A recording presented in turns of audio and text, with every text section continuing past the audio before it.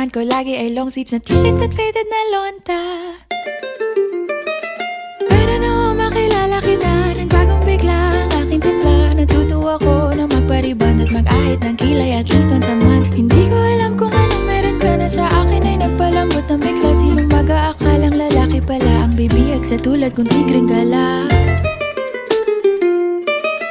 Kahit ako'y titibo-tibo, puso ko ay titibok-tibok pa rin sa'yo.